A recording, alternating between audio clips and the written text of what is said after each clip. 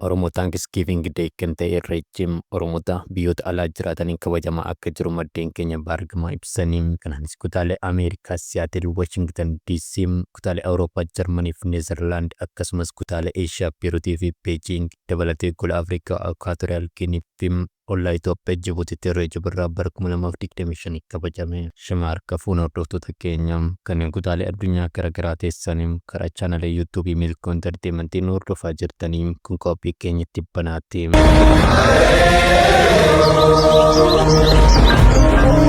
Eeshiyaa gara lixaatti kan argamtu Libaanoonitti Irreechi birraa kabajame.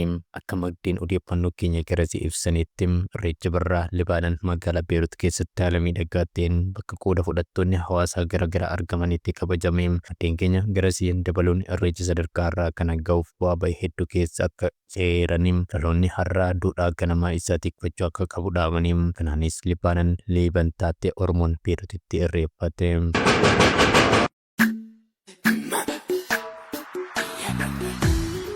Biyya ardii Eeshiyaatti argamtu Chaayinaatti Irreecha birraa kabajamu odeeffannoon garasiin dhaqqabe agarsiisa. Ayyaanni kun lammiilee Itoophiyaa Chaayinaa Beejingitti barnoota olaanoo irra jiraniin qarqara malkaa paarkii Olompikii Beejingitti kan irreeffatame yoo ta'u, Irreecha Beejingii Chaayinaa kanarratti dhalattoonni sabaaf sablammoota garaagaraa hirmaatanii jiru. Hirmaattonni ayyaanichaa daandiiwwan Beejing irratti agarsiisa garaagaraas agarsiisaniiru. Irreechi Chaayinaa Beejingitti irreeffatame kun barattoota Oromoo kan qindaa'e yoo ta'u, kun marsaa sadaffaa ta'uu himanii kanaanis Beejingitti hedduudhaan ganama Oromoo Thanksgiving Day jechuun kan warri adii waaman Irreecha birraa kabajamuun akka urjii walakkaa Chaayinaatti ifee mul'ate.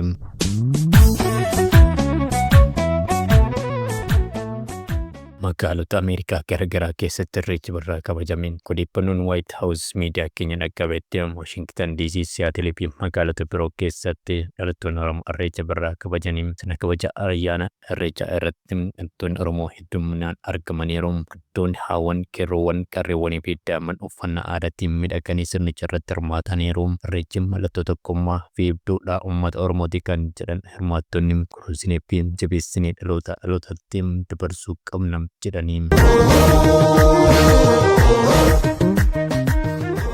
Irreechi birraa biyya ollaa Itoophiyaa Jibuutittis irreeffatame. Irreecha kana irratti lammiileen Itoophiyaa Jibuutii jiraatan hedduminaan hirmaatu. Imbaasiin Itoophiyaa Jibuutitti argamu ifoomsee barattoonni Oromoo Ekwaatooriyaal Giinii jiraatanis ayyaana Irreecha birraa kabajanii barattoonni Oromoo biyya sana jiraatan malkatti bahuun Irreecha kan kabajanii Oromoon bakka jirutti eenyummaa aadaa fi duudhaa isaa cimsuu akka qabu dhaamaniitiin jiru. Dabaluunis dhalattoonni Oromoo biyyoota garaagaraa jiraannu ambaasaadara aadaa, duudhaa, afaan, eenyummaa fi seenaa Oromooti jedhanii maratti duudhaa fi aadaan Oromoo baroota cunqursaa jala ture cunqursaa dandamatee deebi'ee dagaaguu isatti gammachuu qabaachuus dhalattoonni Oromoo Ekwaatooriyaal Giinii jiraatan dubbataniiru.